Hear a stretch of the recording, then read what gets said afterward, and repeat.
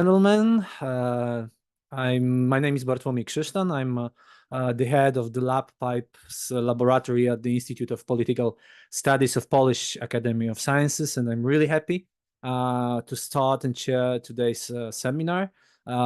These few days before Christmas, we are going to talk about the Turkish politics of memory in two different dimensions. We'll try to find down the answers if we already don't know it, whether we are talking about the hegemonic or heterogeneous modes of memory. And I'm really happy to introduce two really nice guests which we have today. Let me start with Gönül Bozulu, who is the lecturer in Museum and Heritage Studies at the School of Art History at the University of St. Andrews.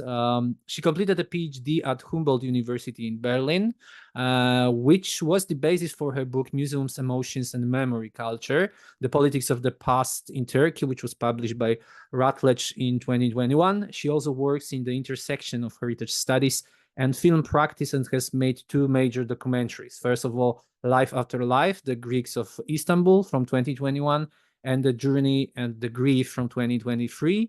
And she has recently co-authored publication on the mausoleum of Halicarnassus in the Journal of Social Archaeology, and recently co-edited the Routledge International Handbook of Heritage and Politics. Welcome, Gönül.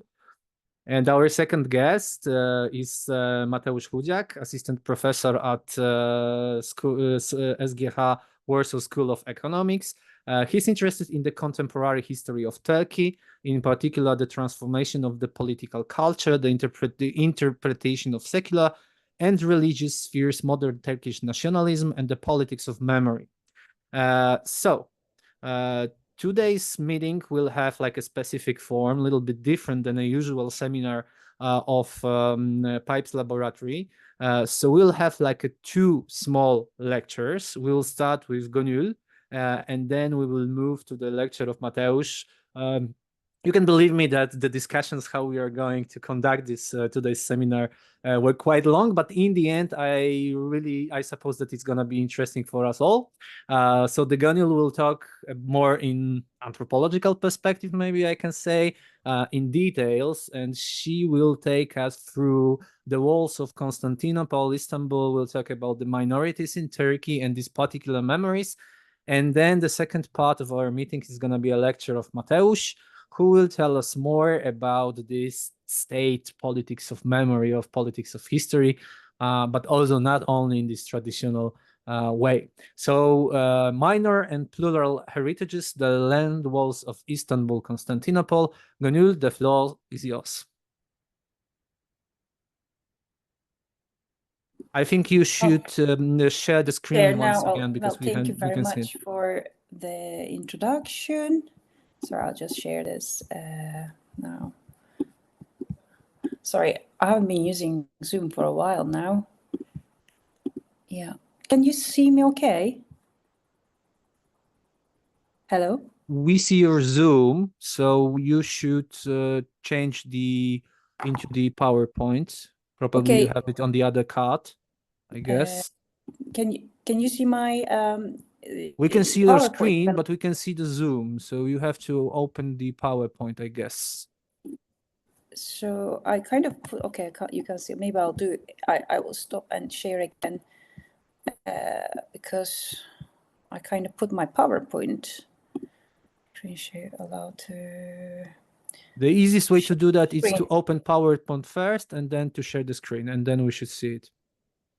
Yeah, I think, yeah, it's my PowerPoint that is open. Yeah, now it's open. Perfect. Now you can see it, right? Yep. Great. Okay, well, thank you so much for the introduction. So I'll just, talk about, minor heritages, minor and plural heritages, but I will also talk about kind of introduce, I know Mateusz will talk more about it, but I will kind of mention the dominant heritages as well. So here is, as you said, Bart, thank you for the good introduction. And of course, thank you for the invitation. I forgot to say that. So in this talk, I will mainly talk about this project and the book that is published.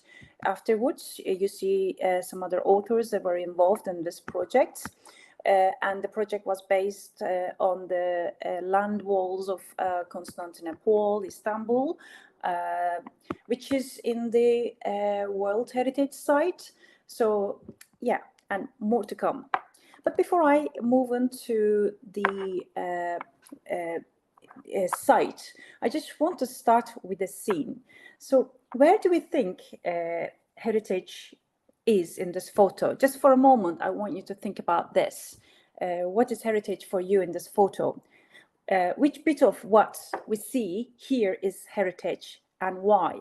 How do we know what the heritage is and why do we know that?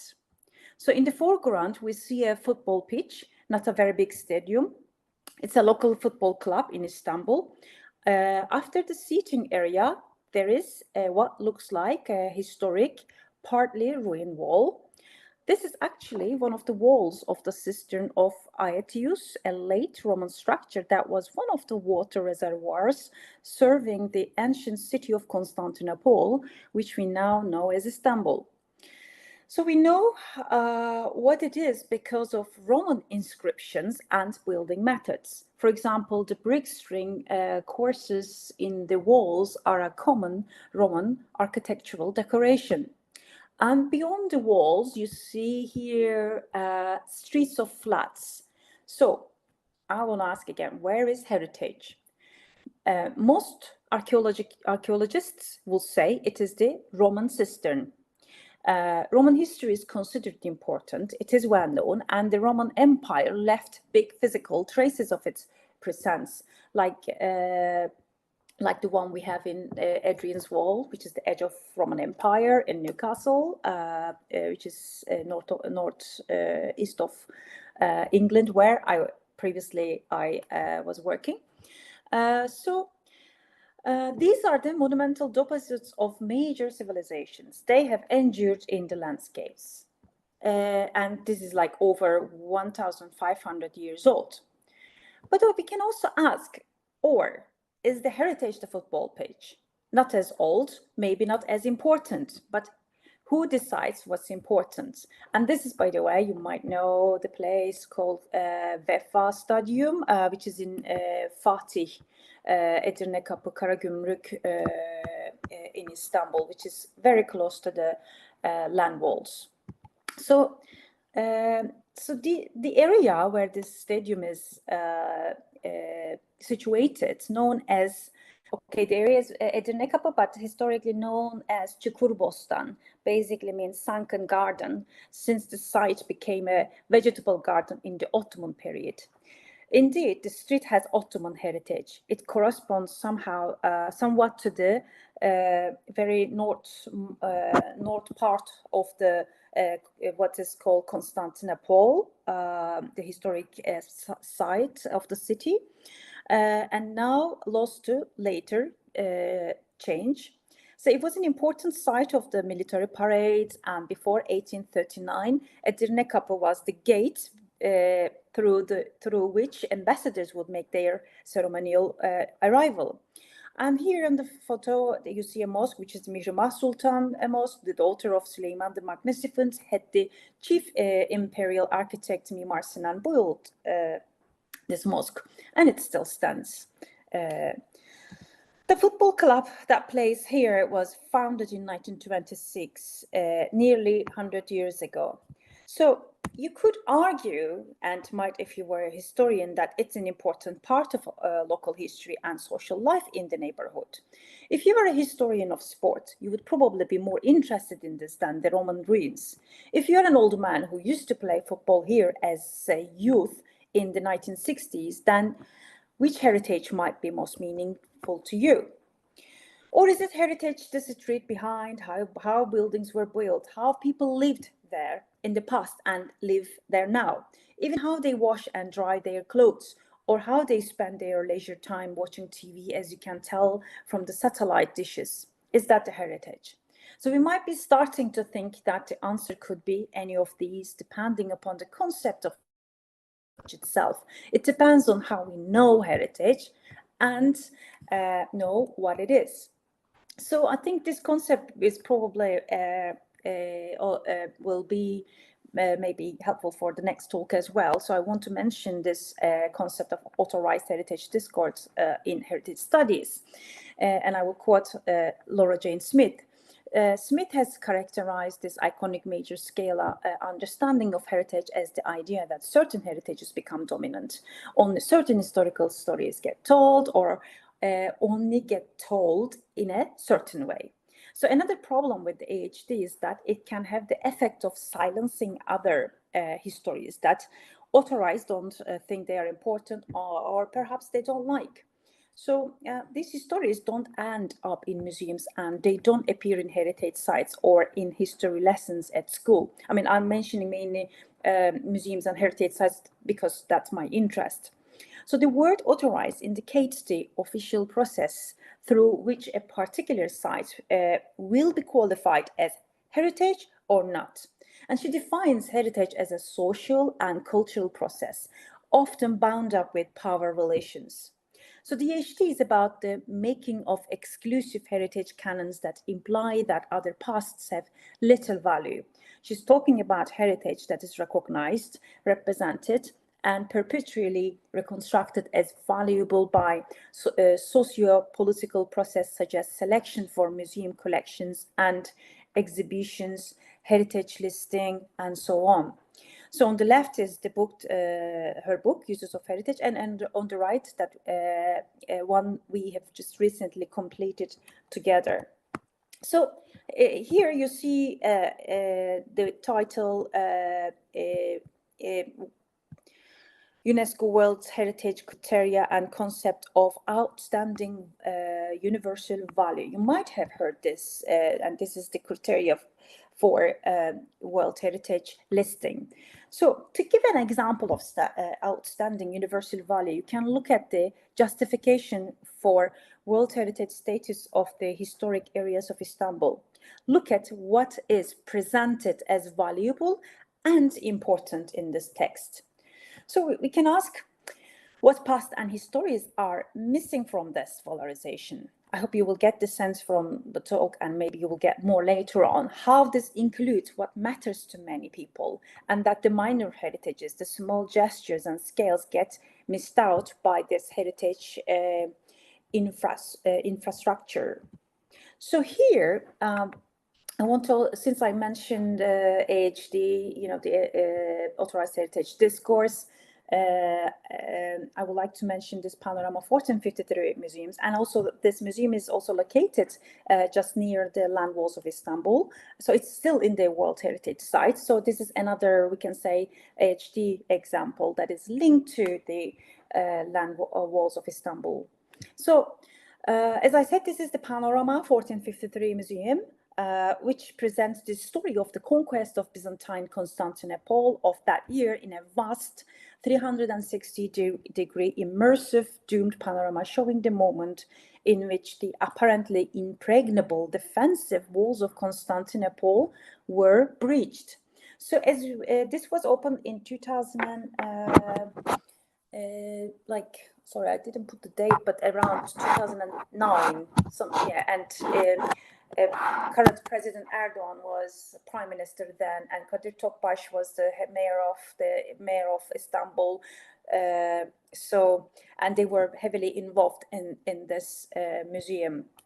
So when you go to the museum as viewers, as visitors, we are put in the position of Ottoman attackers. So you're not Byzantine defenders, for example, as deadly Greek fire, which is like large ceramic pots of flaming oil, like appears to fly above our heads, as you might see in the photo on the right.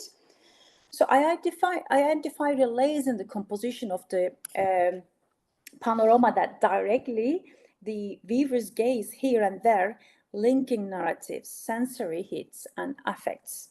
And the atmosphere is noisy. This is partly because of the audio track of battle noise and Ottoman military music, and partly because of exclamations of visitors who recognize the stories and call out, sometimes lauding the bravery of the Ottomans as their ancestors. I also observed visitors making emotional statements that denigrate their contemporary cultural and political enemies, namely the secular republicans inspired by Mustafa Kemal Atatürk's modernizing vision of the Turkish state.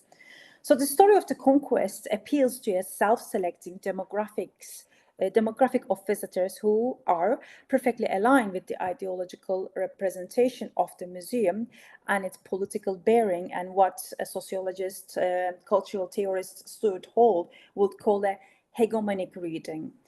So visitors collectively perform both their connection to the historical story and symbolism and their contemporary political orientations. So in this way, the sensory, affective, emotional, and symbolic experience of the display and its calculated appeal to an audience attuned to its political propositions make the museum an engine of social division, contributing to maintenance of antagonisms within the political demography and encouraging the museum audience to vote for the party that defends their history against others. So at the same time, there have been moves in museums and heritage studies to think about minor things, beyond different. These are, of course, examples that I'm giving from Turkish examples, but there are many other authorized heritage discourses across the world in different museums and heritage sites. So, regarding the minor things, I want to also mention Orhan Pamuk, who's quite inspirational in this thinking. So he famously called for museums to be novels, not epics, and to explore the everyday, the unexceptional human lives, and not the grand stories of nations, much as his novels do, and of course the Museum of Innocence in Istanbul.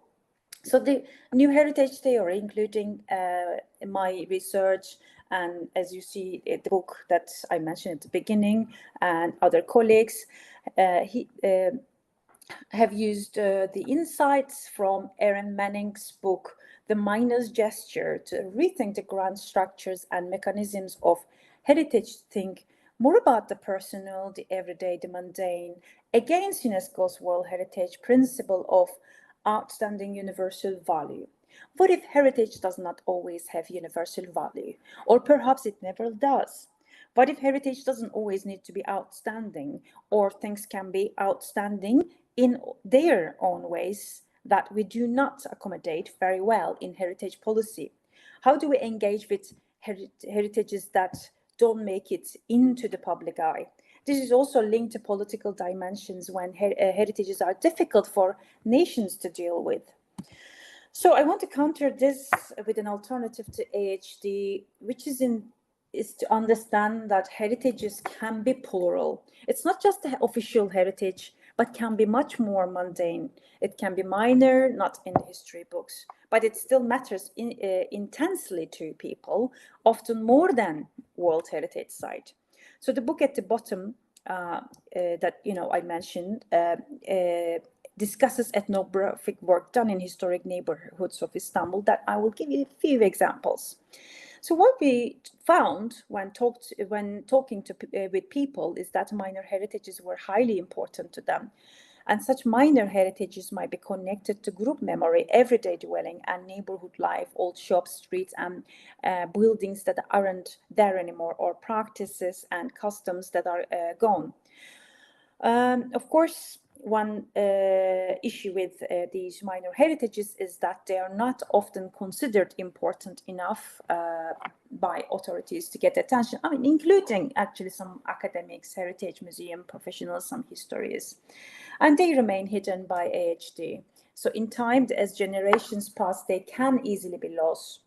To engage with them, we must find mechanisms outside of the channels. So before I give some examples, I just want to mention walking interviews that were very key methods in our research. I will mention like maybe cultural probes, and I won't tell you more about it, but in the end we kind of produced co-produced films with the participants alongside the walls. But I would say the walking interviews were very important in that work as a method. So here with walking interviews, just to get an idea, walking interviews involve a route with research participants and using people's knowledge of place to elicit talk. Such interviews provide rich data about people's experiences and memories of place, their relationship to the environment and to change, and their understanding of place histories. The participants are understood as experts of the place, and we can discuss this, what it means to be an expert later if there's an interest. When we walk with participants, we recorded the event using audio recorders, GPS, and cameras. So we photographed everything that participants pointed at and talked about it, including absences that, you know, they mentioned. So you can also use other techniques and equipment as well, like videos. You can also make notes on your walk and keep written records. And I always make some notes to, you know, remember the feelings. So that's like the background of my examples and how to, you know, capture some plural examples in one single heritage site. So we also use these cultural props. These are creative, speculative tasks given to participants in ethnographically oriented design processes to gather data about people's lives, values, feelings, and thoughts. So, for example, participants make imaginative maps, photo essays, sound recordings, and responding to imaginative scenarios, which involve making a walk in some ways. So because of the imaginative brief, participants often feel freed from the constraints of an interview and can express themselves more creatively. So I will come to this later if there is time, but I just want to kind of give you an example about some walks and take you to the land walls a little bit more. So here, walk one is actually, this is actually our walk as researchers when we went to the site. So you go to this World Heritage site, and what do you see? We are here, we are in Yedikule, a little known area of Istanbul, which, you know, we just walked from the Marmaray Kazıçeşme metro station past the high brick chimney of an old disused industrial complex. Once we cross a busy road, we skirt the walls of a cemetery before coming to a large and obviously ancient gateway. We hope to stop to allow traffic to come through towards us because there is no pedestrian walkway nor any traffic lights. A lorry passes barely fitting through this arch that you see here. There's a car coming through. So as a pedestrian, you also have to go through this gate. Yedikule means 7 towers, and just through the gateway it is an imposing but closed at the time, but now it's been opened again, fortress that once indeed had 7 towers. The fortress was built in 1458, 5 years after the Ottoman conquest of Constantinople. It's incorporated some of the structure of the land walls, or karasurları as we say in Turkish, the ancient city defense dating back to Constantine the Great, and built up in the reign of Theodosius in the 5th century. So these structures once protected the center of the Eastern Roman Empire and later formed the boundary to the peninsula of Constantinople.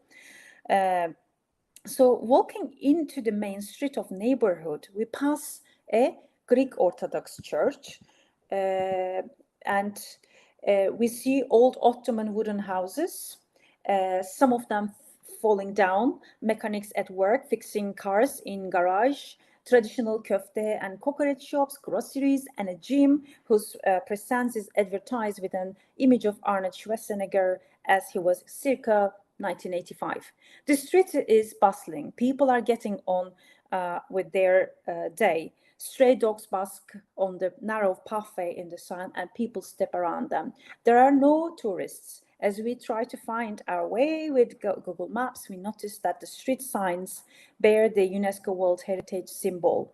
Now and again, we pass an interpretation panel that tells us proudly that the area is inscribed in the World Heritage List. That is, that has outstanding universal value for mankind under the terms of the World Heritage Convention of 1972. As you see here, tiny in some streets got this logo of the World Heritage status. So the walls and areas, okay, around them are now part of this UNESCO World Heritage Site. And it's also called, it's part of historic areas of Istanbul. But stepping inside the gateway doesn't feel like being in a heritage site. There is no entrance charge, no distinction between the site and the places around it. It's hard to know where the site, if such it can be termed, begins and ends. Where does the heritage start and stop? To one side is a field of lettuce cultivated in neat lines. This is one of the bostans or market gardens alongside the walls that have been used for small-scale arable farming for centuries. After that is an area of scramble land, as you can see here. Maybe a brownfield site that will be built on soon. So we walk a little there on a path running along the walls until a kindly concerned 20-something local man tell us that it's not safe for us because of the drug dealers who frequent the place. So we go back and pass through the gateway, finding two outside bronze statues clearly recently made of Ottoman Janissary soldiers guarding the inside, a mark of civic standing and reminder of the conquest for which the walls are known. Just to note, I went back there last year, and these bronze statues were not there, but the platforms were still situated and they were just empty. So indeed, there are films about the breaching of the walls, a metro stop named after Hasan of Ulubat, the soldier who repeatedly first raised the Ottoman flag on them. So nearby, there is a spectacular Panorama 1453 museum that celebrates the victory with an immersive visitor experience. So in the grounds outside the museum, there are sculptures of cannons and cannonballs in the grounds to represent the artillery used during the siege. The whole peninsula inside the walls is now named Fatih, Conqueror, the sobriquet of Sultan Mehmed II, who commanded the Ottoman troops. A bus stop herding advertises the museum asking, have you seen the Panorama 1453 History Museum, as you see on this panel on the left, and displaying an image of Mehmed on horseback, giving orders during the attack on the city. We see a complex assemblage of heritage, media, and politics bringing to view the use of Ottoman heritage in current President Erdogan's domination of Turkish society and attempt to homogenize the national story and identity. But the imposition of this singular and major heritage will always be troubled by minor everyday heritages that cannot easily be controlled, as we will see. So I just want to mention this walk with the participants to see some different views of this site, as well as we can already capture that there are a lot of different heritages are happening. We met this participant Birol, who was in his 60s, by hanging out methods that comes from anthropology. 3 researchers saw him going about his daily business. We approached him and informed him in a friendly manner about scope and purposes of our project. He was very interested in this, as he had lived all of his life around the land walls and was enthusiastic about some aspects of their history. However, it was prayer time, so he asked if the researchers would wait for him outside of the small mosque near his home, and we did. Afterwards, he talked to us at greater length, and we set a date and time for walking interview with him again in the site. So the plan was that he would take us to the places that were most important to him and central to his life, and tell us what he thought, felt, and remembered about them. As a secondary issue, we were concerned to find out what, if anything, he knew about the UNESCO status of the land walls and about how they were being managed. So here, during our walks, as you see some photographs from our walks, he pointed out sites there where buildings that were important to him had once been, and discussed urban demographic and social change in the area. Where possible, we took photographs that he pointed out. As you see on the photograph here on the right, even there is nothing much left, as I mentioned. So while he talked about his personal family history in the neighborhood, he explored his specific interest in the deeper history of one area in the World Heritage Site spanning hundreds of years before his lifetime, and what it meant to him to live nearby. This gave us a picture of how the longer history of the area and his own autobiographical memory were interconnected in this reflections on living in the neighborhood. So we also, I must say, we always, avoided leading questions about things. So he was just like him, led the conversation and told us all about the site.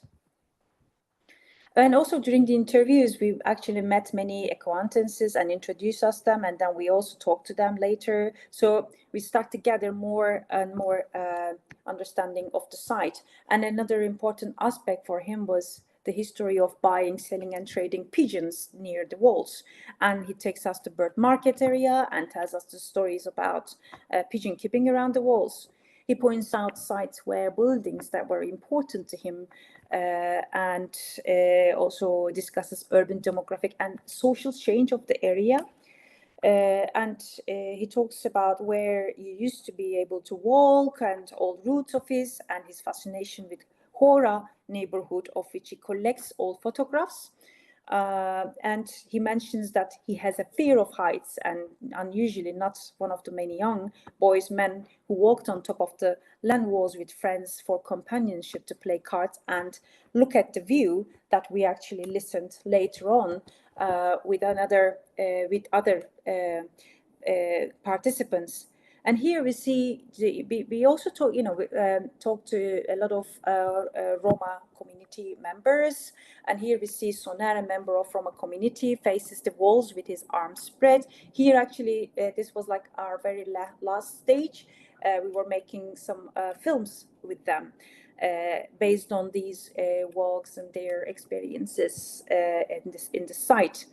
So here, a camera person and sound engineer are nearby, and a tripod stands next to a back bulging with lenses, as you see, microphones, batteries, and memory cards. And Soner is talking animatedly, imploring the wall to answer the question he has put it to. Behind him is a patch of grass and a busy road, and traffic passing imperviously. The gates lintel bears an inscription, and above it a stone is carved with Latin inscription relating to the strengthening of the structure, possibly by a council in the 5th century CE. And clearly visible through the gateway is the new gate community built on the site of what had once been Soner's home community. It is the events that befell this community that underpin Soner's question, and he invokes figures of and events from the past to answer them. So this neighborhood, Sulukule, was home to one of the oldest sedentary Roma communities since Byzantine times, but was gentrified in 2005. As you see, these are the all new buildings in the site.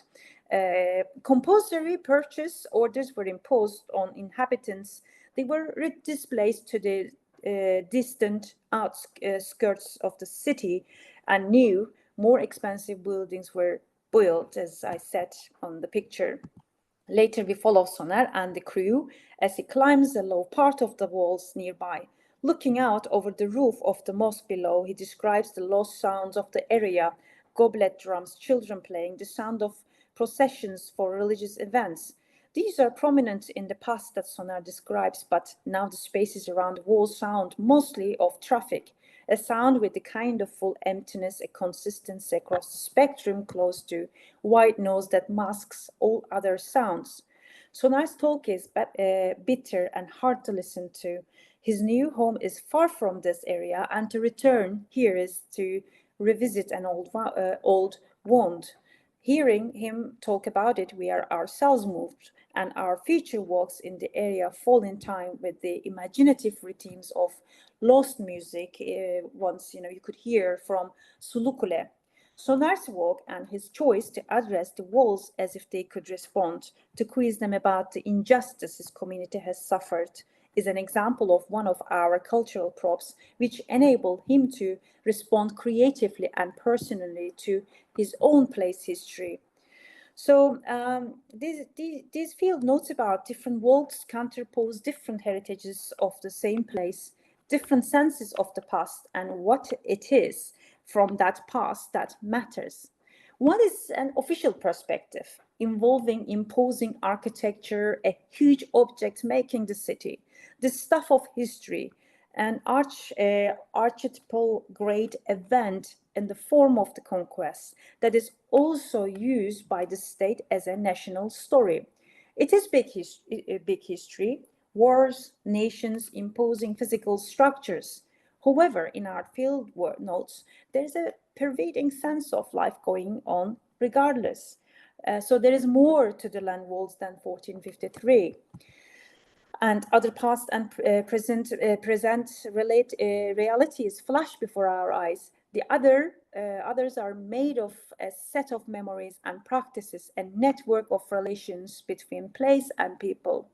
So this network spans society ways of life, the roots through and within existence, the everyday, the habitual, and people's reckoning with change. So these are stories that are not to be found on a waterproof text panel that we see one of them on the picture, but these heritages share the same landscape.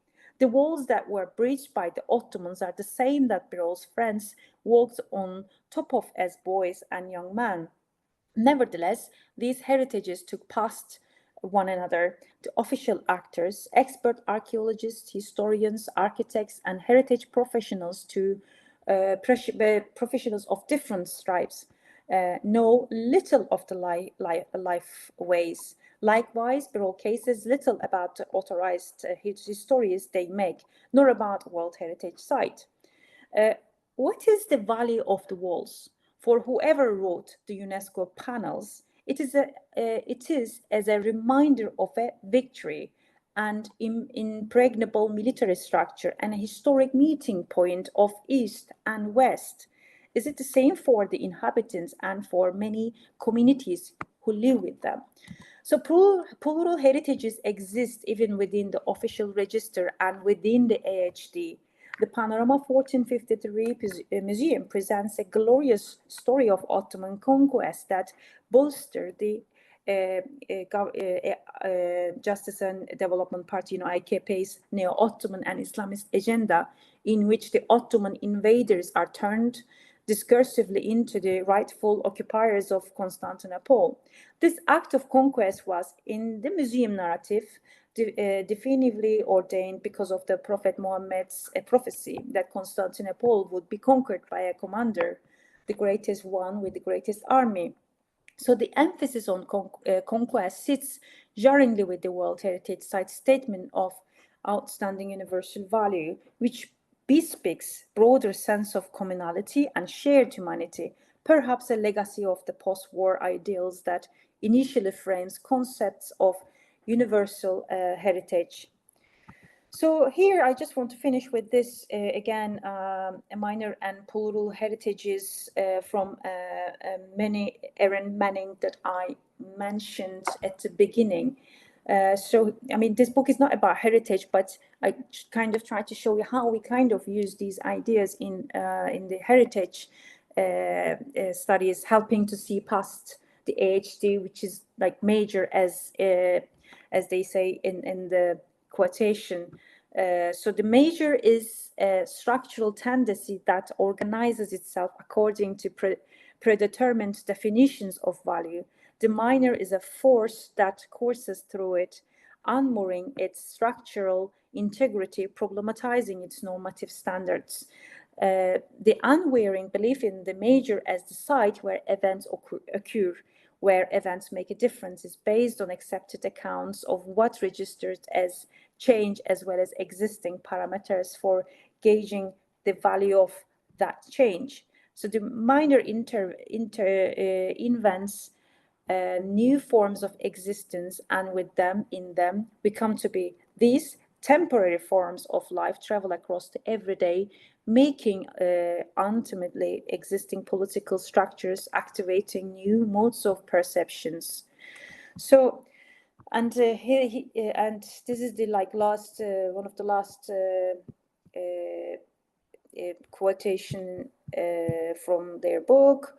We put too much credence in that wish persists in the evidence revealed daily by technocrats. There must be other ways of living. As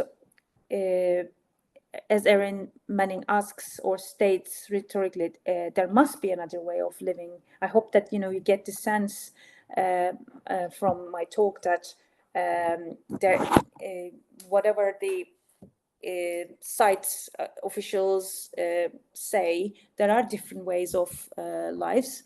So I mean, we can talk about more, of course, later if there's an interest. So I would like to finish with this. And if you're interested in this research more, and here is the publication. And here, I also want to just mention here one of our participants, Armenian participants, Yetvar Tomasyan. We unfortunately lost just 2 days ago. And I actually wanted to tell his story in this talk, but I thought it's too emotional to mention him today. So anyway, I should stop here. I hope it wasn't too long. Just stop sharing. Thank you very much, Gönül, for this fascinating talk. I'm sure that we'll have I personally will have a lot of questions after all. So let's move to the Mateusz talk. Mateusz told me that his concern will be more on the top-down construction of the new Turkish memory promoted by the state after 2002. So the year when the AKP took power, I assume. And he will particularly be interested in the breaks with the Kemalist tradition and methodology, which is replaced by effective representations of the Ottoman Empire. So we'll have some connection, I guess, to Gönül's talk about the land walls of Constantinople as the main reference to the new Turkey. So he'll try to attempt to answer the question whether there is still continuity in the memory established by the Republic, or we are talking about completely different modes of remembering. Mateusz, the floor is yours. Thank you very much. So I start from one remark, which is, well, I'm in quite awkward position talking after such a detailed and in-depth story. And the second issue is that I'm not Turk. I don't think, and I don't perceive the word as a Turk. I'm not a Turkish speaker, but I would say let's turn this position to an asset, which means possibly I would see something which is maybe not so clear or not so much visible for those who were born and brought up in Turkey. Other thing is that basically my own research temperament is rather structuralist, so I'm much more interested in the systemic issues, and this is my I would say bias, but well, there are different temperaments, so let's stay at this point. So as Bartek said, the crucial issues which I'm planning to discuss refer to the new Turkey, but of course I have to decode some notions which are quite obvious in our part of Europe, where the very notions of historical policy or Geschichtspolitik or the policy of memory are widely discussed in the public, but not so much in Turkey. And then I would like to, of course, I need to tell a few words about the Republican historical / memory policies to make the new Turkish memory policy more understandable. So there will be a quick run through this through this story, and then a discussion about AKP's memory policy and some other developments, as well as my own propositions of the new new interpretations. So let's start from the definitions. So unsurprisingly, I refer to Pierre Nora and the basic, of course, basic distinction between what is history and what is memory. And of course, history is understood by Nora in terms of classical history. I would say this is professional, critical, based on the research, and secular, which is very important.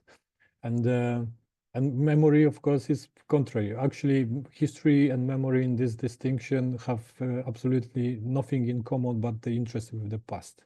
So so in this case, memory is affective, which will be very important for my further considerations. Affective, emotional, and doesn't operate with a notion of the historical time. What is,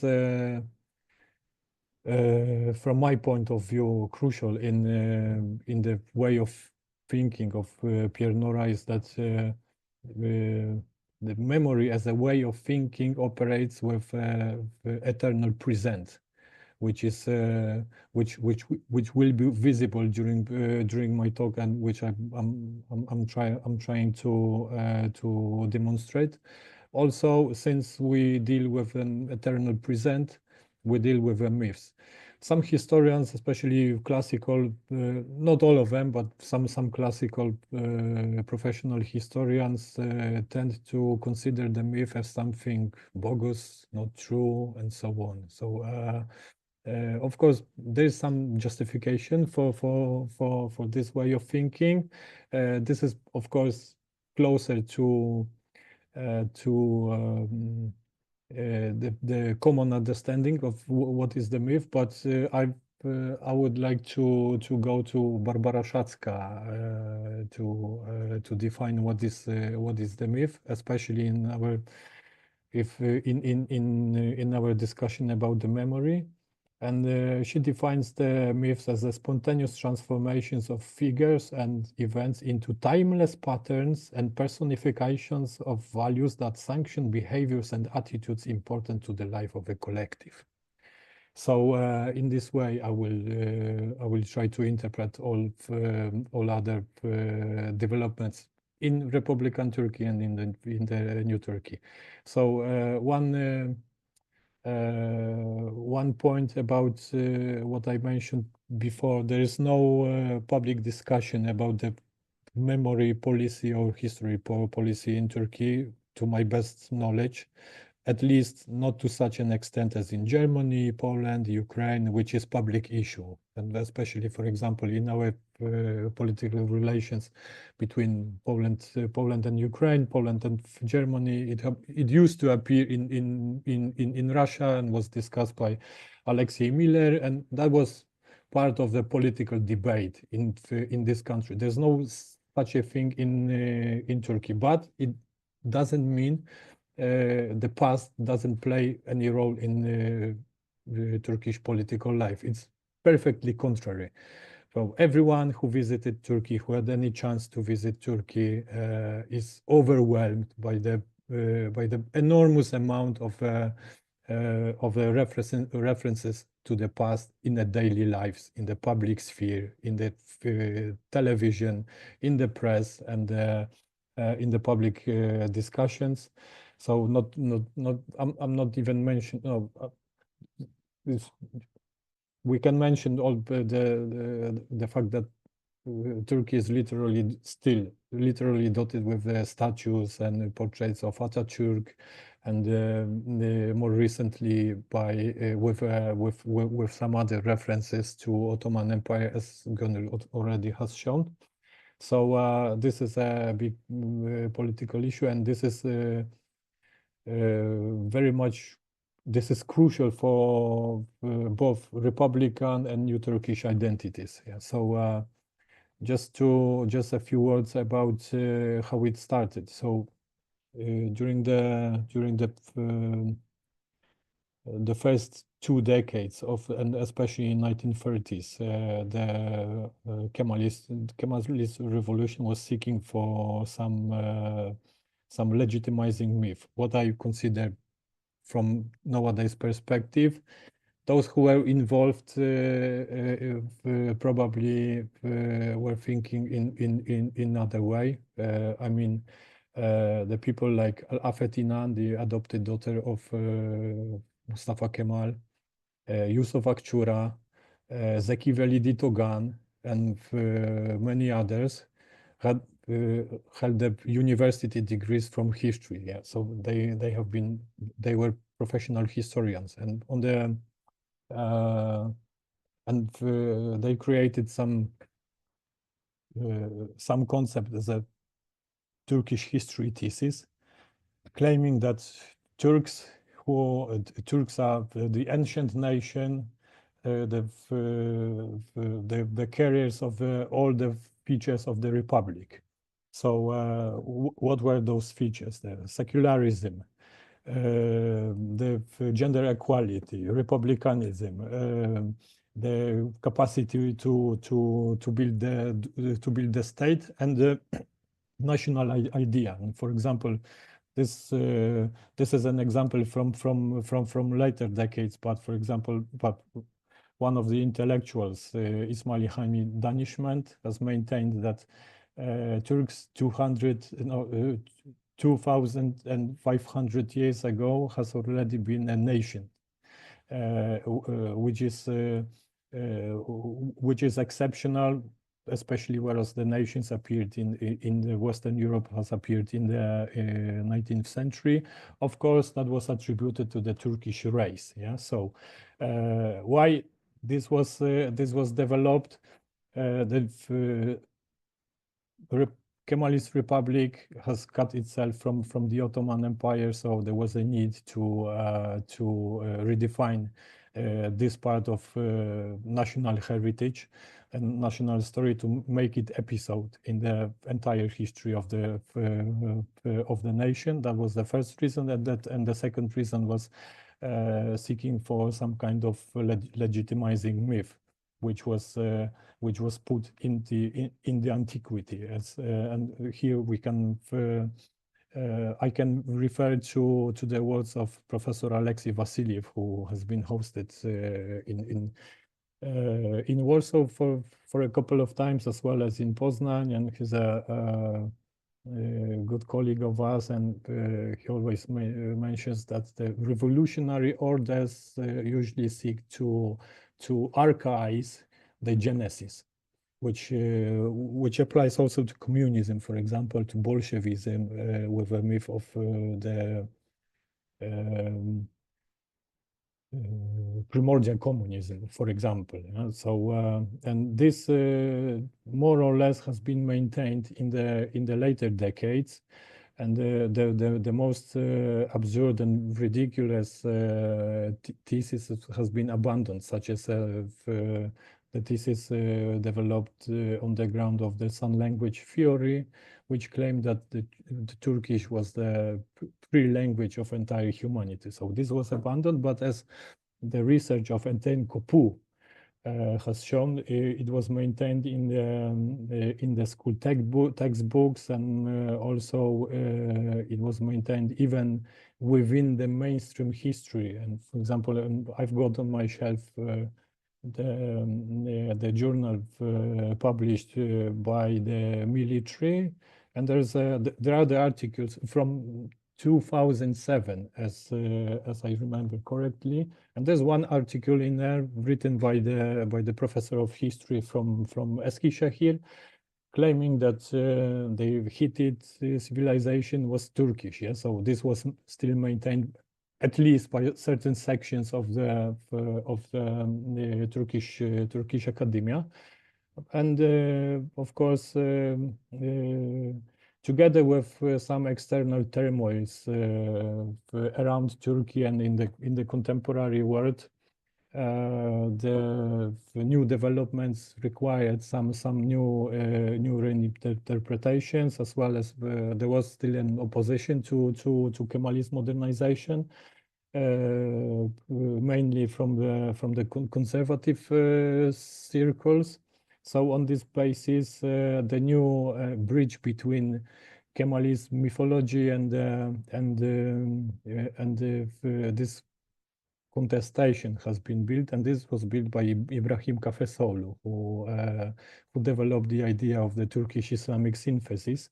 So he maintained the thesis of nationalist historiography, claiming the ancient origin of the Turkish nation, but also joined it with an Islamic identity. So on this basis, for example, the motto has been developed. We are the Muslims as no, we are the Turks as Tien Shan, and the Muslims as Al-Hira. Yeah, so this refers to the mountains, something which is constant. Yeah, so the Tien Shan is a mythological cradle of the Turkish nation. Hira is a mountain where Prophet Muhammad has lived his first visions.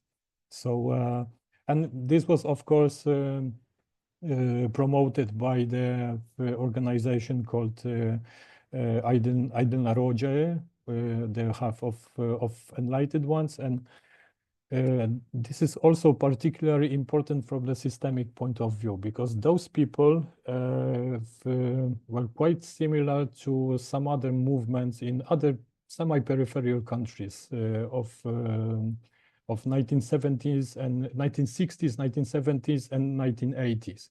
So they resembled Opus Dei in Spain for their deep and fierce religiosity, but also Chicago Boys in Chile for their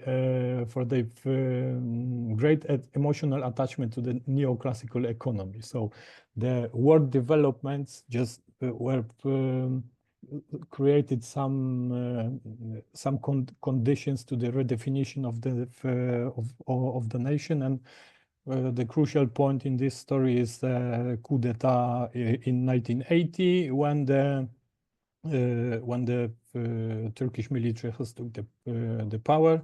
So they delegalized entire political class, and then in the cooperation with the Aydınlar Ocağı, they developed this Turkish Islamic synthesis as a official or semi-official policy of identity policy, but also the memory policy. And it was supervised by the military, but put to the public space by Turgut Özal, who was a member of the Aydınlar Ocağı.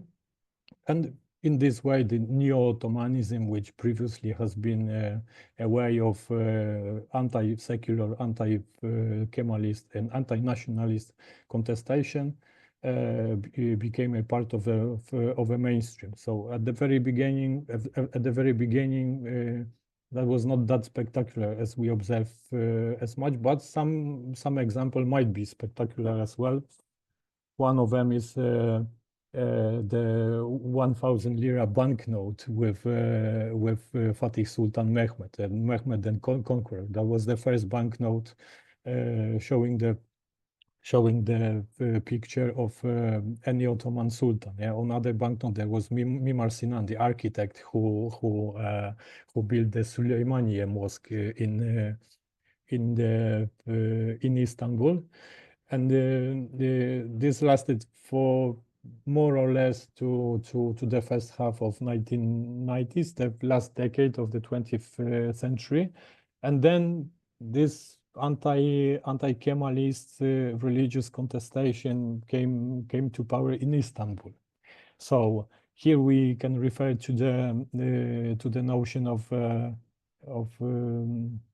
eternal present. So the Refah Partisi, which was the creation of Milli Görüş movement, the National Outlook. National Outlook was the Islamist contestation movement in which the current party in power is rooted. So the previous incarnation was the Welfare Party, Refah Partisi. So they seized the power in Istanbul in 1994. And as many of us know, Recep Tayyip Erdogan has become a mayor of Istanbul. So this was presented as a Istanbul'un yeniden fethi, so the reconquest of Istanbul. Yeah, so we see the way of thinking in which we refer to the conquest of Istanbul, and we are doing the same things. Yeah, so and at the same time, the celebrations of the conquest of Istanbul has been held by grassroots of organizations, and this lasted until the end of I would say Kemalist old Turkey throughout the 1980s, but also another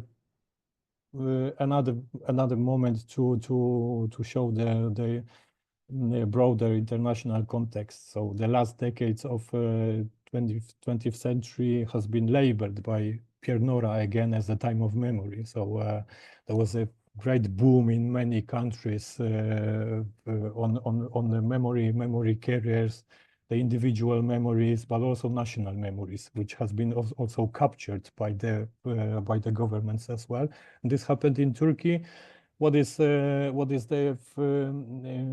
internal context? It was explained once by Esra Özürek, who was maintained that in the moment of great political upheaval and actual rotting of Kemalism or Kemalist modernization project, the people were seeking for something solid, something concrete, and that was remembering something and the memory.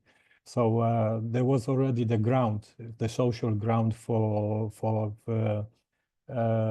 reminding the history mining, memory mining for the new government which was to come in 2002.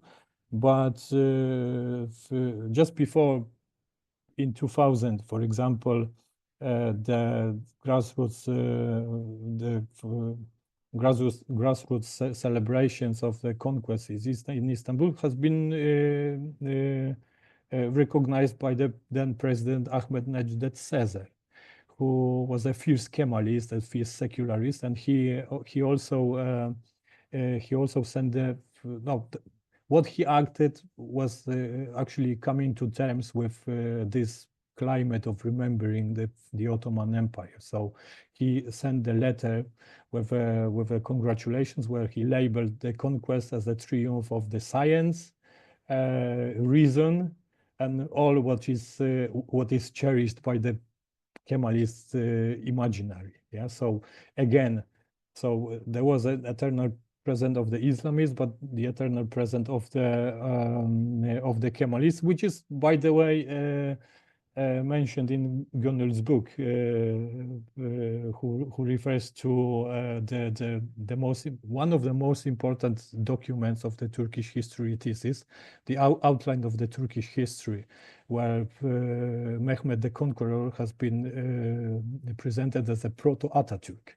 So that was pretty good example of how the past might be reinterpreted on the political usage of how we have uses and abuses of memory. So on the coast of the history, as wir es eigentlich gewesen.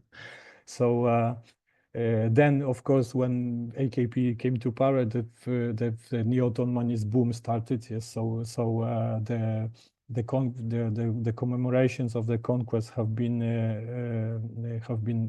elevated to the state level. So they overshadowed the commemorations of the 19th of May, which is the anniversary of the Atatürk's Mustafa Kemal landing in Samsun, which marks the beginning of the War of Independence. Yes, but during the first few years when AKP was seeking the EU integration, that was the occasion to present first, of course, the new epoch, the new era, just like the fall of Byzantine Empire and Constantinople just marked the end of the Middle Ages and the modern and the beginning of the modern era. That was the same in Turkey. So the end of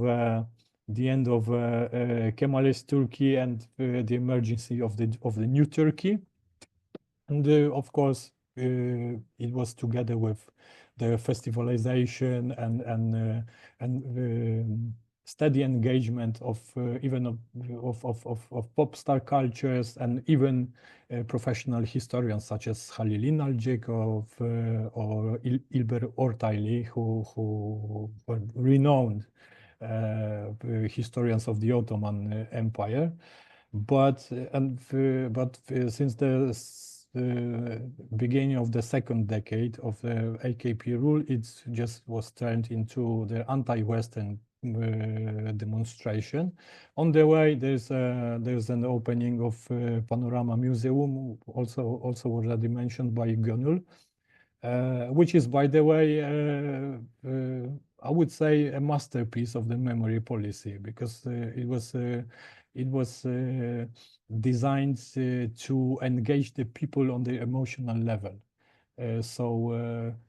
Since the memory is, since the essence of the memory is effective, this engaging the emotions and making people feel like if they moved in the time but not in the space, is really masterpiece.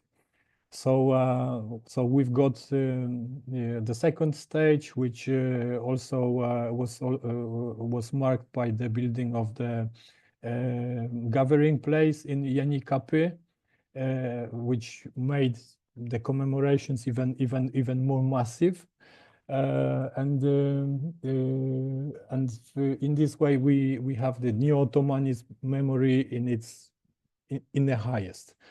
But as I said at the very beginning of this speech, I'm a structuralist, and now I can just remind one anecdote from the conversation I had once in Ankara with one of the diplomats, and I said, well, we've been talking about the current political developments, and I was quite bored with what we've been talking about. And I said, well, look, I'm interested in the skeleton, not with the viscerals. And he said, okay, but the viscerals is alive. Yeah, so that was pretty good argument, but nonetheless, I stay with my interest with the skeleton. And what is skeleton in this case is what about the Kemalist memory? So the Kemalist memory has established a certain way of thinking about the national history, and which, as I already mentioned, was ancient, and this has been preserved, and it was even embraced by some Islamists. This is mentioned sometimes mentioned in the speeches of Erdogan. It used to be mentioned in the speeches of Davutoglu. So we are the nation with 200,000, sorry, 2,500 years of the history. So some of Gönül's interviewees has mentioned about that. So this was embraced as well, and it was mentioned even by also by my own interviewers.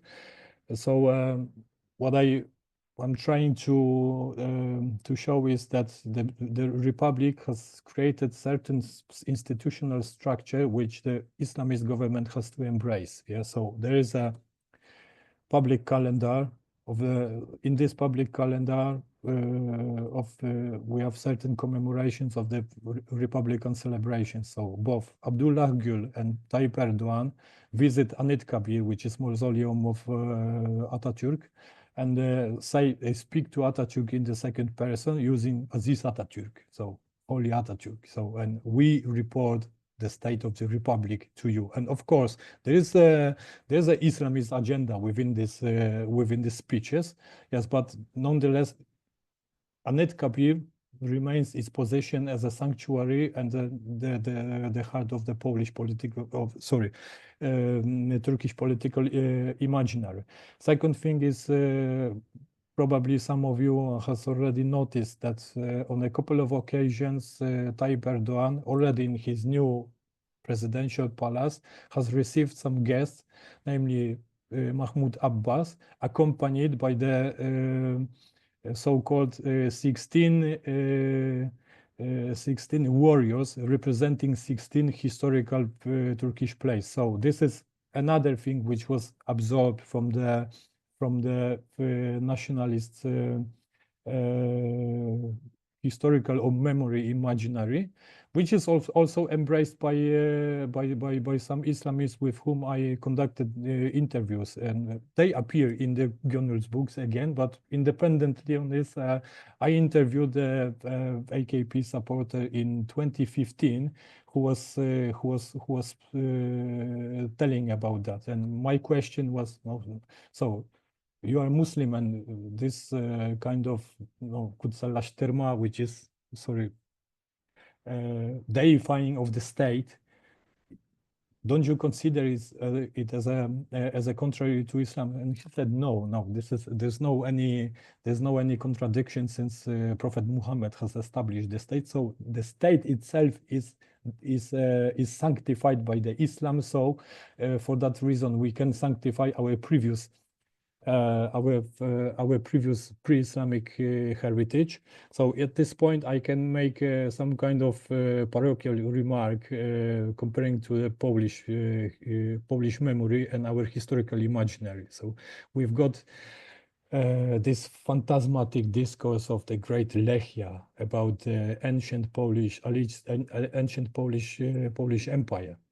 So this remains in the darkest corners of the Polish debate on the past, because in our historical imaginary, the Christianization of Poland is a concrete wall, which is still unbreakable. So it doesn't happen at all in Turkey.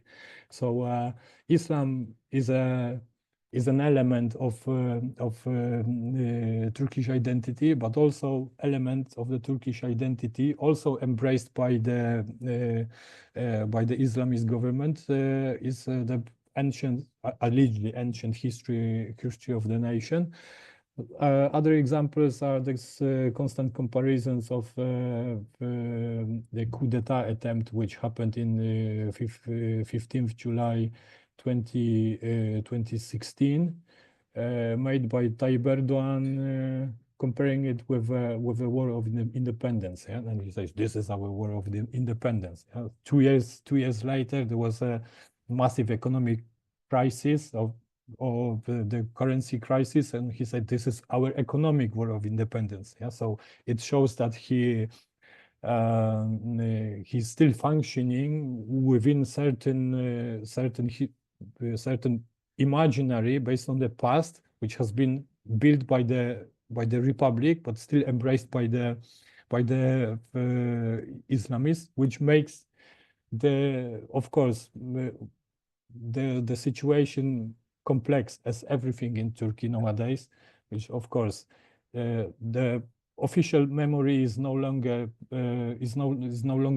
Kemalist, yes, but still we have the structures created by the structures of the Turkish political culture created by the republic, which are still valid in nowadays Turkey. I was planning to give some interpretative proposals, but I think I'm talking for quite too long, so maybe we'll move it to other part of the discussion. I can always ask you about interpretative approaches to that and interpretative perspective. Thank you very much, Mateusz, for your talk.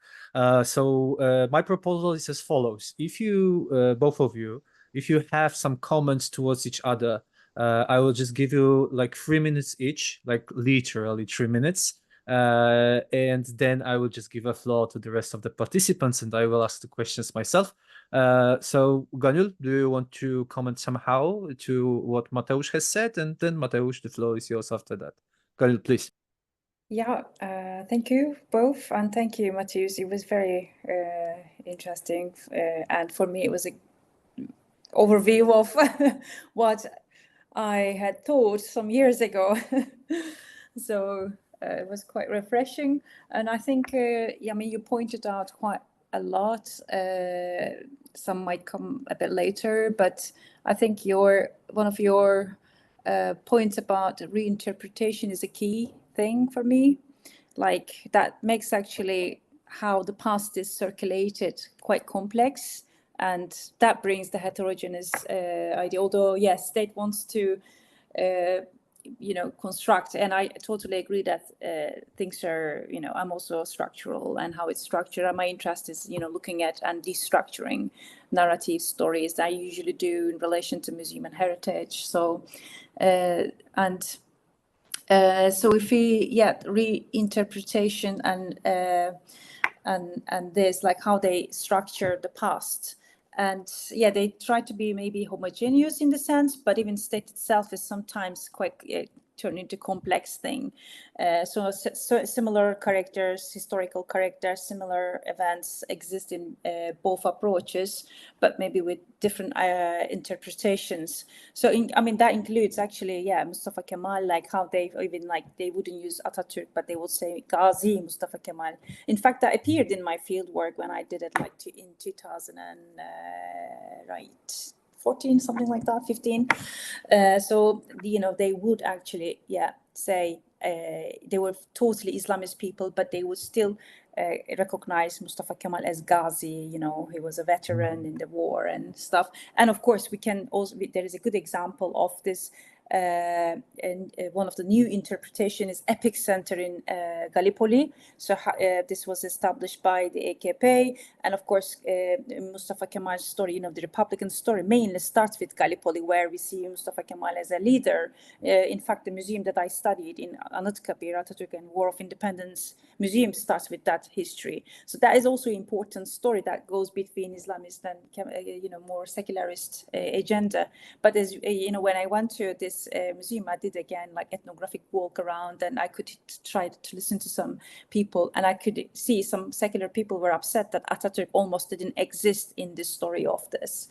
So yeah, there are different versions of these, but I think it's kind of complex. So yeah. All right, thank you, Gönül. Mateusz, please, your commentary towards the talk of Gönül. Well, for me, the talk of Gönül was almost entirely new because I visited Panorama Museum, which is located just by the walls of the Theodosius, but I haven't walked so much to dig what is the heritage. And to be honest, I wasn't aware of the stadium. Of the location of the stadium of Fatih Karagümrük. So I'm of course interested because well, I follow the Turkish football, and I know they play their games in the Atatürk Olympic Stadium, which is another ambiguity, which is of course Fatih Karagümrük is in the heart of Fatih. Fatih is one of the most known as one of the most conservative and Islamist districts in Istanbul, but they play their league games in Atatürk Stadium. So I didn't know about. No, I knew they have their own stadium, but I didn't know about this location on the wall. But what was quite impressive to me was that, of course, part of the walls of the Theodosius have been renovated by. This is a massive construction, which on most of its structure is practically neglected. Yeah, so it's and it's visible even from the most representative points like Panorama Museum, the park around it, and so on. And what is also interesting is that you put it in the crucial point was that of course there's an hegemonic state imposed memory, but there is also this material heritage which is present on every corner of Istanbul actually. So and I think this is a great potential new area for studying in depth, and maybe possibly we can await not only the chapter in the book but entire monograph. Thank you very much, Mateusz. All right, so ladies and gentlemen, I'm opening the floor for the questions. So if anyone wants to ask something our speakers, please switch on the camera, raise your hand, or you can use also the electronic possibility of raising a hand. Pan Krzysztof Murawski, please. Maybe I was too quick. Sorry about that.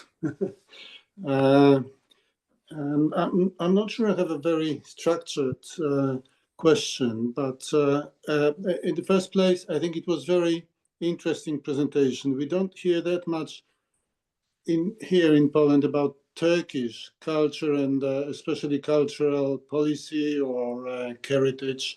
So this very well structured presentation of Gunul was really very interesting for me. Maybe the question I might have relates to what the Turkey is placed.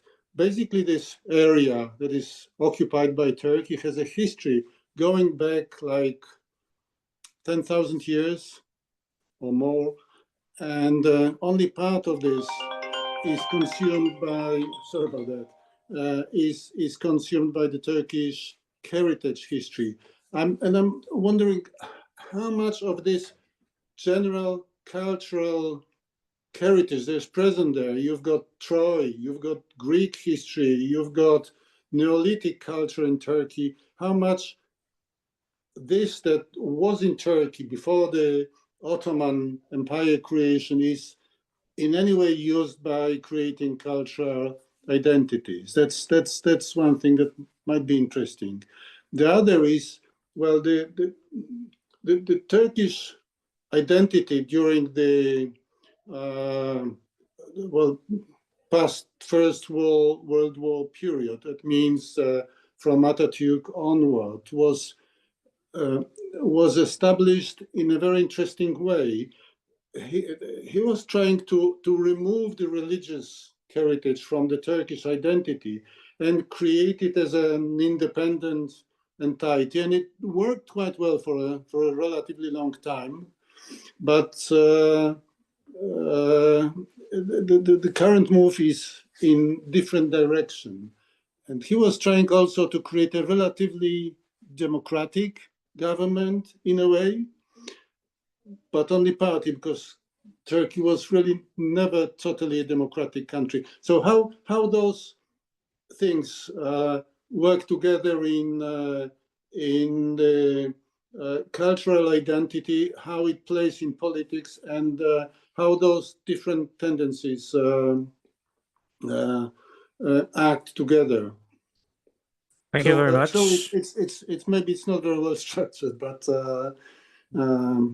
yeah, don't talk so much about Turkish politics here. Thank you. Thank you very much for the question, which actually this is like more like a comment opening for another lecture or more than one lecture. Definitely. But anyway, I hope that Gunul and Mateusz will try to answer. But let's gather the questions first. I see that Gautam Chakrabarti has a question, so please switch on your camera and ask a question.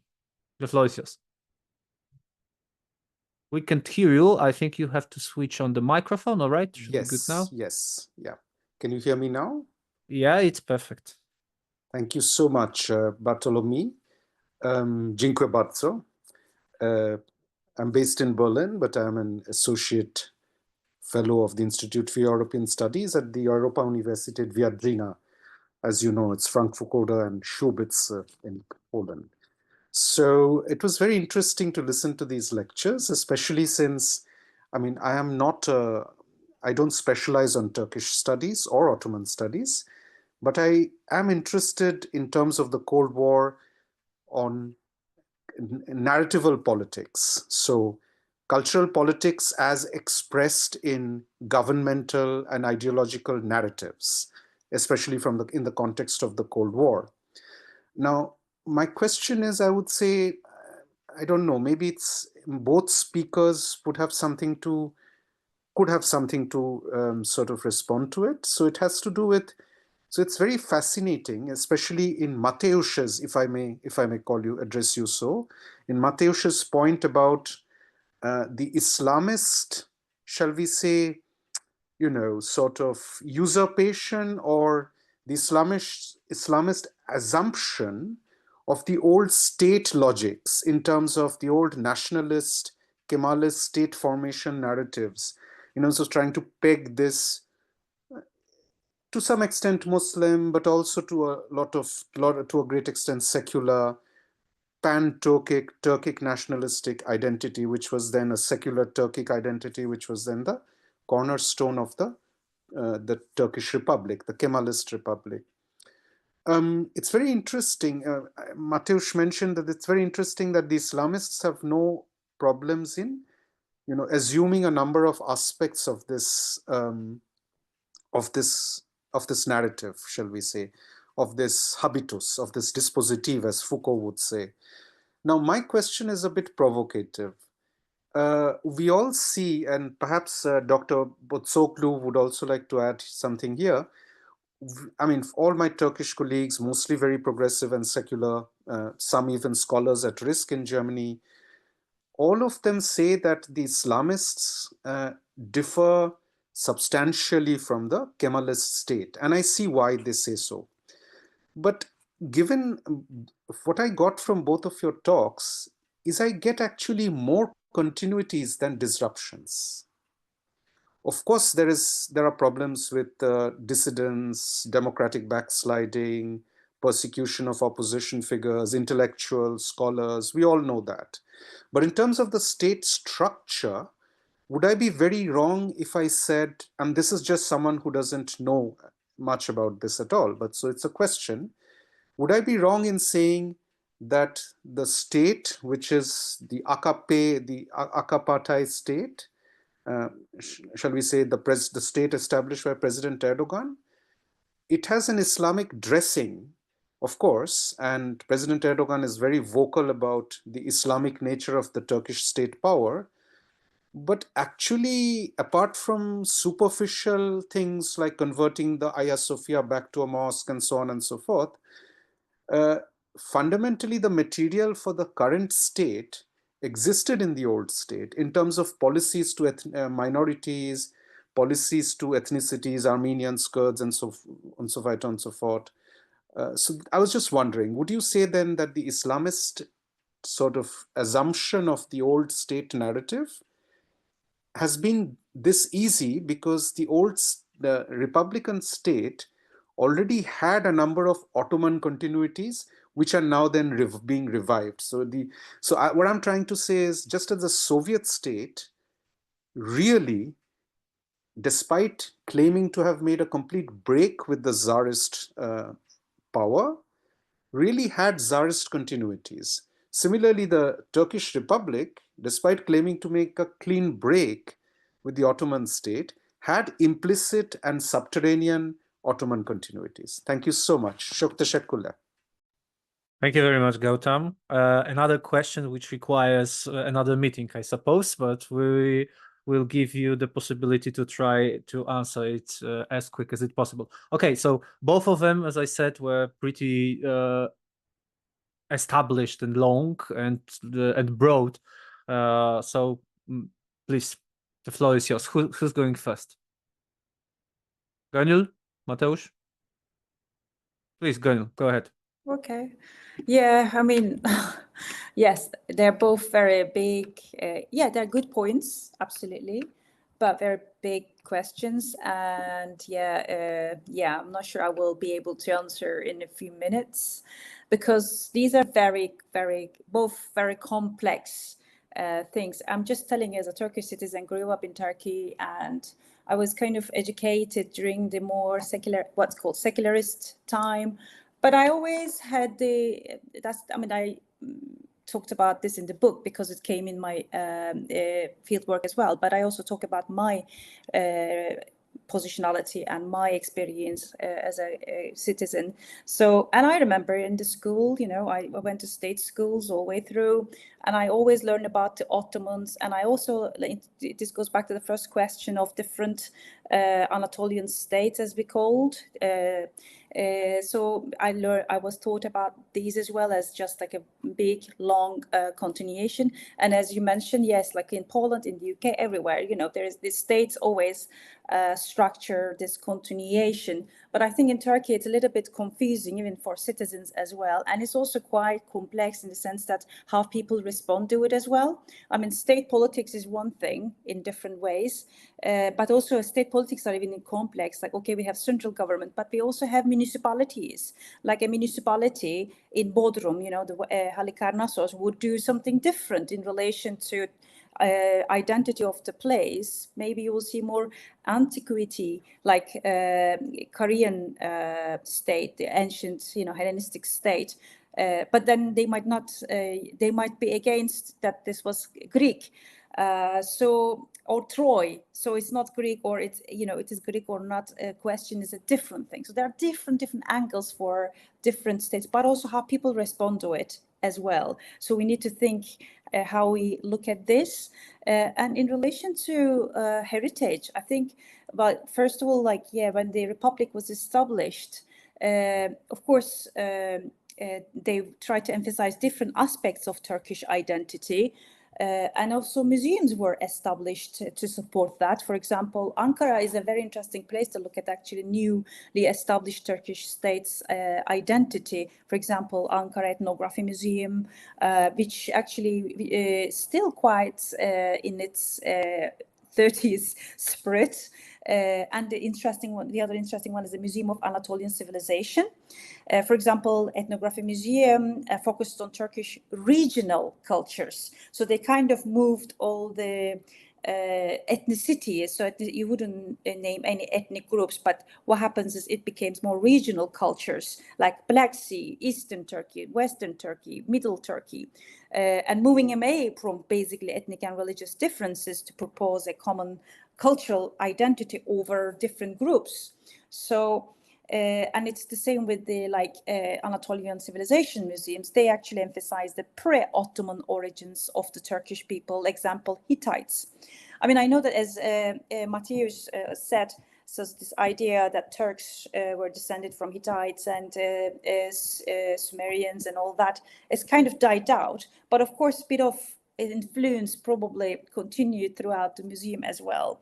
So in the end, it's all about, okay, who owns Anatolia, and these places are in our land. So, and where we stayed, I think Mustafa Kemal had different understanding of continuation with civilization, you know, because obviously they were looking at the West, how the West was continued from the ancient civilizations. And in fact, his conversation with the historian Afet İnan was, well, they see us as barbarians. We were on just horses, came from Central Asia and invaded Anatolia, but we are more than that. We actually, when we came to Anatolia in 11th century, we reclaimed our land. So, you know, there is this different relevance at the time, and we still see some influences somewhere, not everywhere, so we cannot generalize it. And it's the same like with this new approach to Turkish states. It still exists, but in a more complex way. So I don't know. As I said, you can just have all different things in 1 hour, probably. Thank you very much, Gönül. Mateusz, please. The floor is yours. I think, shall I answer both questions? It's up to you. If you if you want to. If I understood Professor Morawski correctly, the question was about the awkward relation of Kemalist Republic towards Islam. isn't it?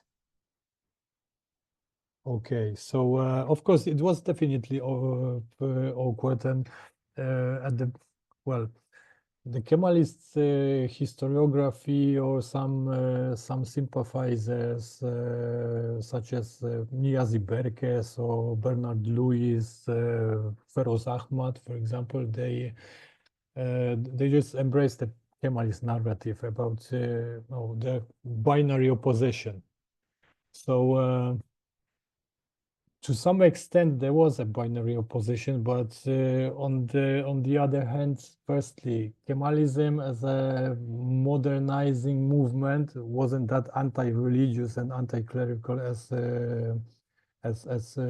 other modernization movements in the world. Well, the first comparison what comes into my mind was Mexico, from the same period, and particularly the role of Plutarco Elias Calles and the regime of Maximato, who launched a massive, brutal campaign against the Catholics, the Catholic Church, and he struggled against the Cristeros rebellion. Yeah.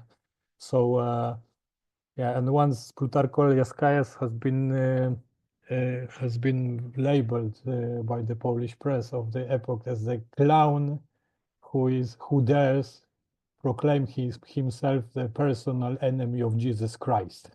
So there was nobody like that in Kemalist Turkey. So of course, the books written by Shukru Hanioğlu, especially the recent ones, and I mean recent ones, intellectual biography of Atatürk and Turkish translation, which I bought, by the way, in Panorama Museum.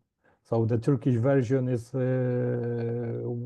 1,000 pages long, and elaborates the culture, the climate of the of a period, and he shows how much the vulgar materialism, the scienticism were common within the Turkish elites.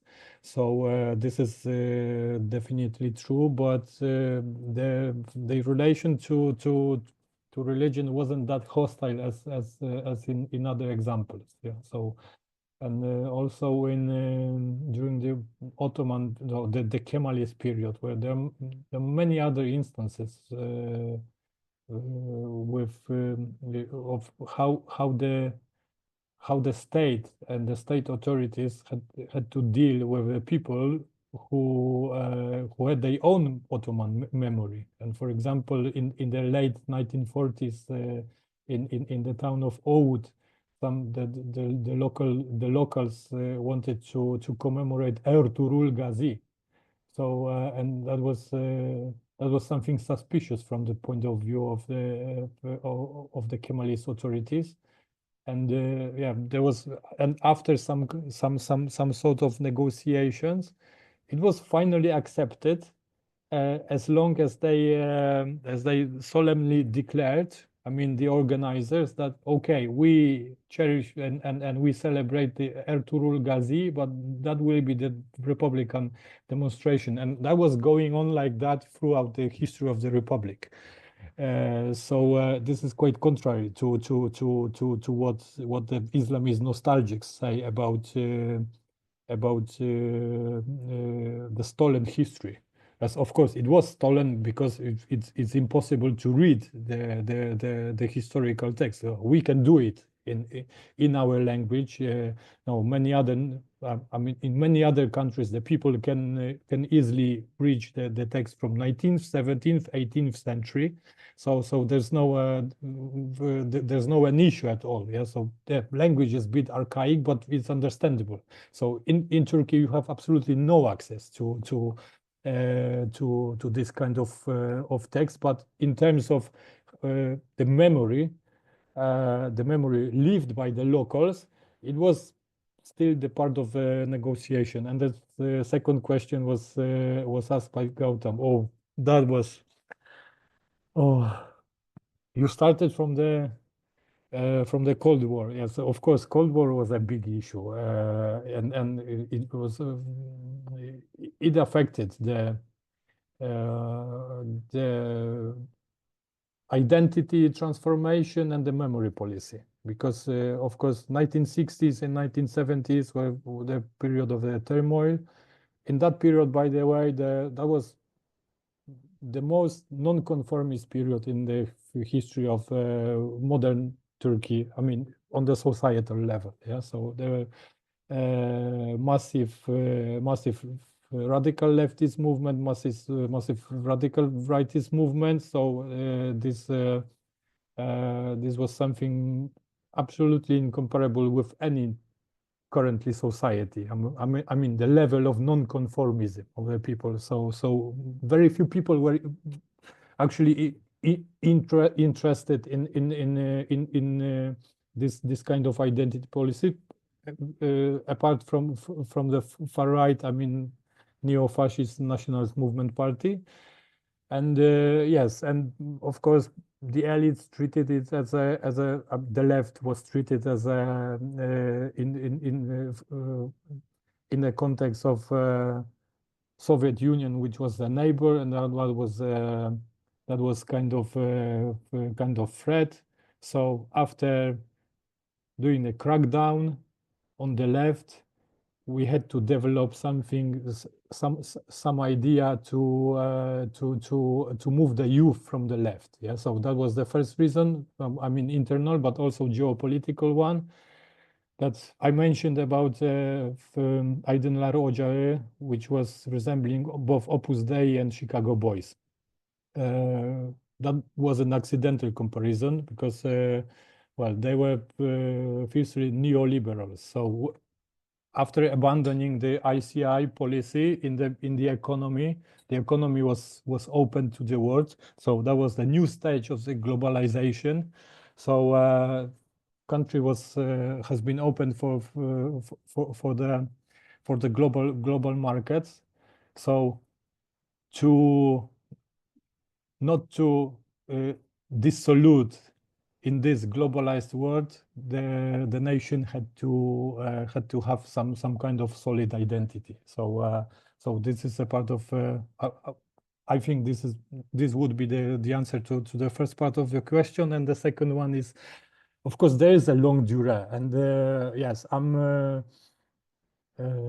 I make references to some Marxist and Anal authors, and of course there's a longue durée, and Kemalism itself is a product of the longue durée, and especially on the level of the deepest structures of the culture. Yeah, for example, quite recently I just finished an article in Polish, but I'm planning to write the English version as well, in which I maintain referring to Fernand Braudel from the History of Civilization, when he says about European civilization, of how much Christianity is crucial to Europe. So, well, I vulgarize this, but for example, the French bourgeois might be atheist, Freemason, apologists of the Great Revolution in the 5th generation, but on molecular level, they remain Catholic, yeah, because this creates their mentality. So that was the same in the case of Kemalists. They could abandon Islam, but they behaved in a way which was structurally Islamic. And there is a literature in Turkish, namely the book written by Onur Atalay, who shows this way of thinking, and how Kemalism has become the kind of secular religion. Yeah, so there was the idea of Fena fil Ghazi.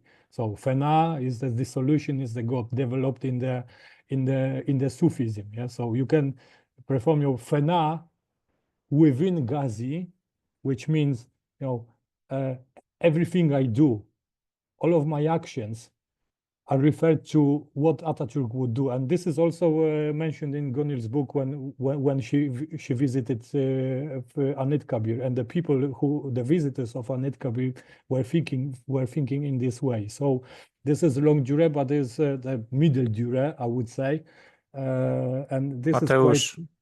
I know that you can talk about Okay, it for thank you. many hours, Thank you. but we still have some questions, and we just get a couple of minutes, so I'm sorry to stopping you here.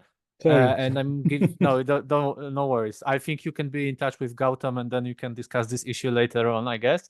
Andriy Minenko, you got a question? You've got a raised hand, so please, floor is yours. Yes, thank you. Good evening. Andriy Minenko, PhD student of philosophy at Taras Shevchenko Kyiv National University. And I have some questions about memory. In Ukrainian schools, to teach about the Ukrainian Cossacks who fight against the Ottoman Empire. This is one of the main topics in Ukrainian history. Is it possible and necessary to settle this conflict? Can it pose a threat to modern relations between Turkey and Ukraine? Thank you. Thank you for being short. Who wants to answer this question? Mateusz, you'll try?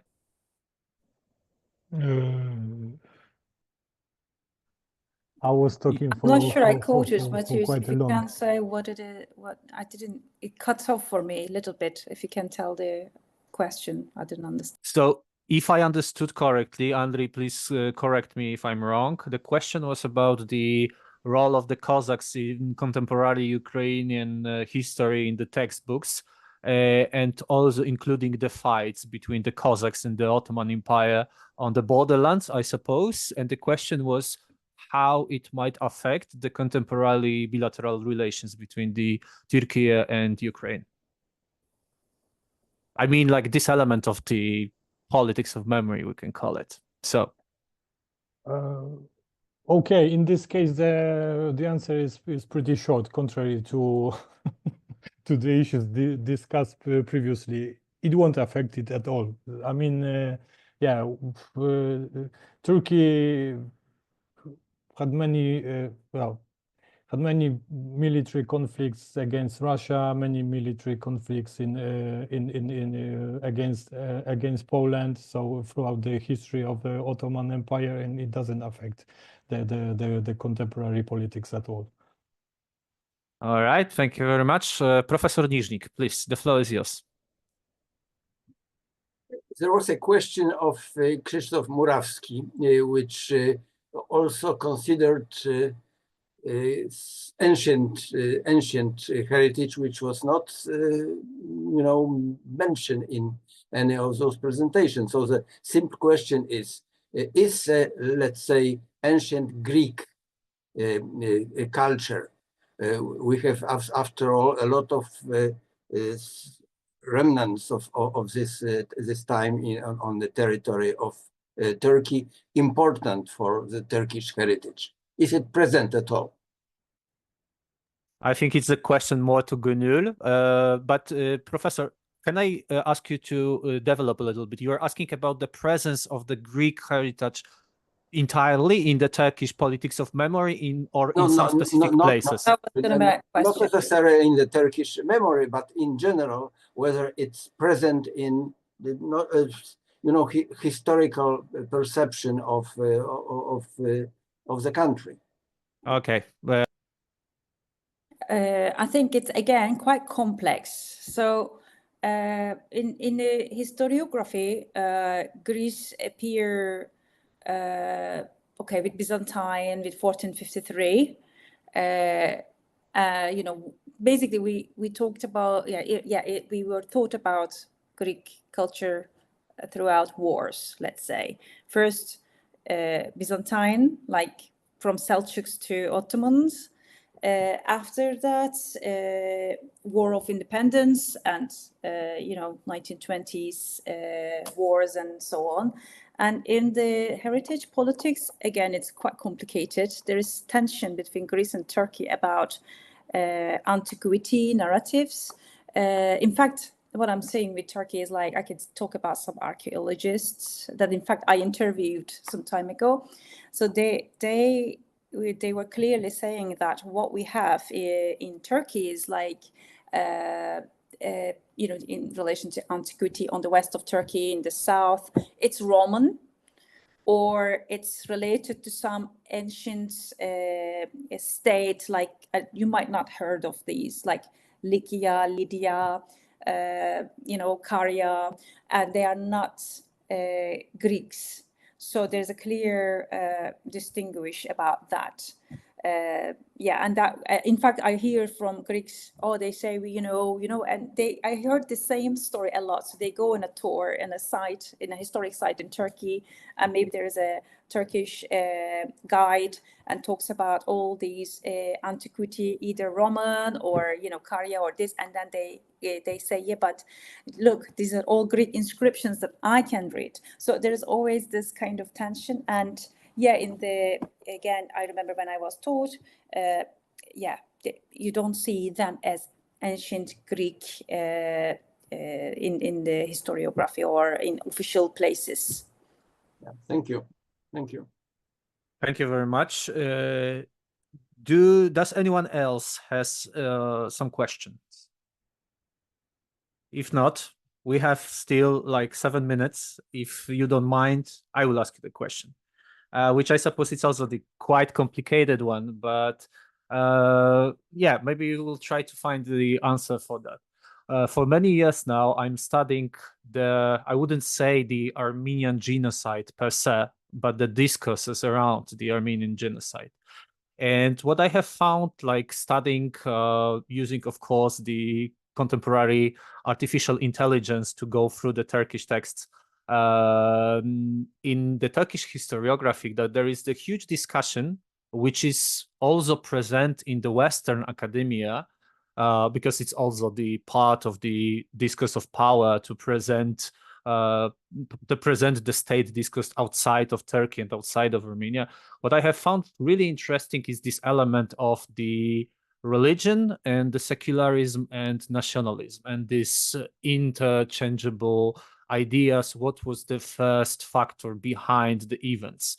And what's really interesting to me is the fact that actually there is no possibility to say in which moment the atrocities from the ethno-religious, they became like something more than that.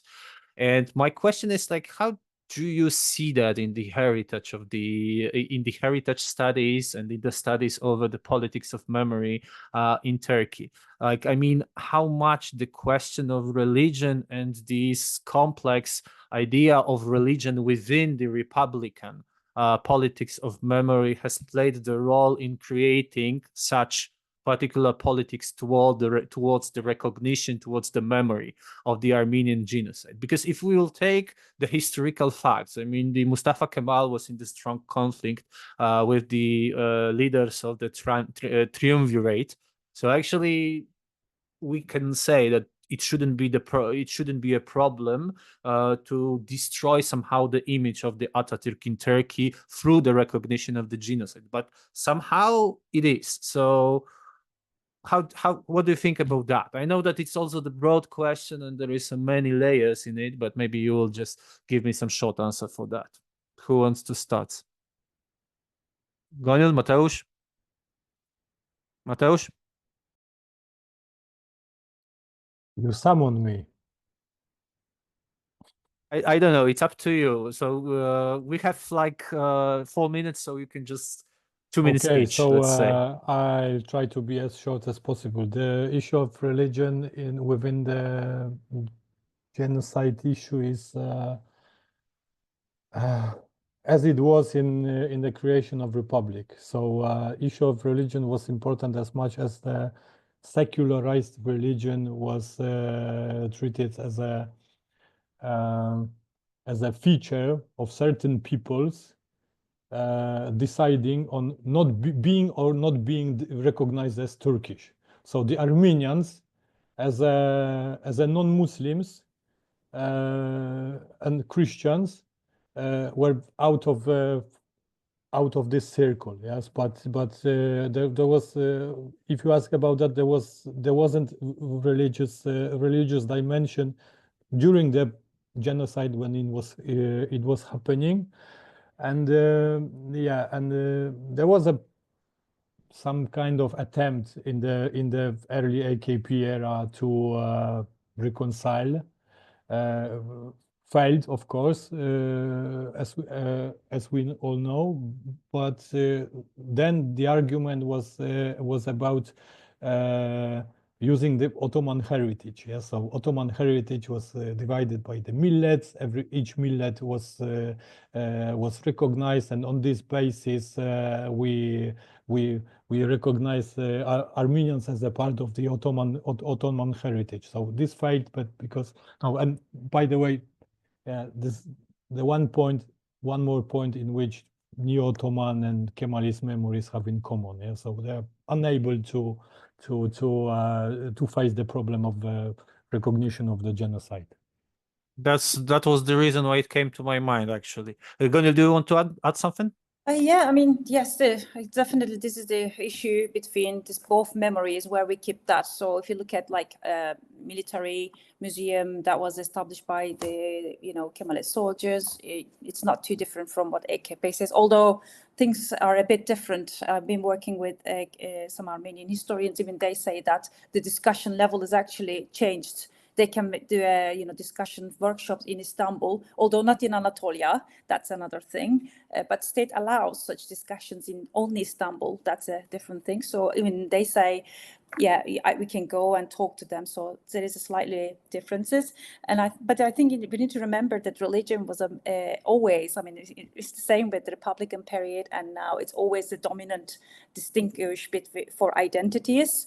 And even Turkish state, when it was established as a secular state, it was still, in its nature, it was a Sunni Muslim country, with Turkish identity. So, I mean, they established Diyanet, this religious affairs and there was a head. We still have that, and it's very much certain sect of Sunni Islam as well. So I don't think it's ever disappeared. And also the millet system that established centuries ago during the Ottoman Empire, I'm not sure if that division really disappeared straight away. So even like if you think about the 1922 population exchange between Greece and Turkey, the population was based on religion, not your Turkish or this. If you are Greek Orthodox, then you are Greek. Doesn't matter if you didn't speak. In fact, in Anatolia, there were a lot of Greek Orthodox people who didn't speak Greek. They were Turkish-speaking groups, but it didn't matter. And it's vice versa. It was in Crete. There were Greek-speaking Muslims. They were also kicked out. So, the presence of religion was very distinguished throughout the, history, and probably it's quite present in the memory in many ways. As you said, we can talk more about that, but yeah, that's. If I can jump in with two examples, one of them Gagauz. You got 30 seconds. Yeah, so Gagauz language is a Turkish with Indo-European syntax. Yeah. So they weren't allowed to come back since they were Orthodox. Yeah. All right. Our time has ended, unfortunately, because it was really fascinating. First of all, to listen to you and to discuss additional issues beyond your talks. So, Gönül, Mateusz, thank you very much. Thank you for the presence. For our listeners, I can only invite you for the next seminars of Lab Pipes Laboratory and the Institute of Political Studies of Polish Academy of Sciences next year. So Merry Christmas, well. I have to say, and Happy New Year. Yeah. And thank you for the invitation and for your time. And sorry, it's been a busy time of the year, but we managed. Yeah, I'm really glad that we did. Thank you very much once again. I'm glad too, and I really appreciate the invitation, and definitely I will take part in the. If you want to tolerate me again in the previous occasion. All right. Thank you very much, and have a good evening. Thank you. Bye. Very much. Goodbye. Thank you. Bye.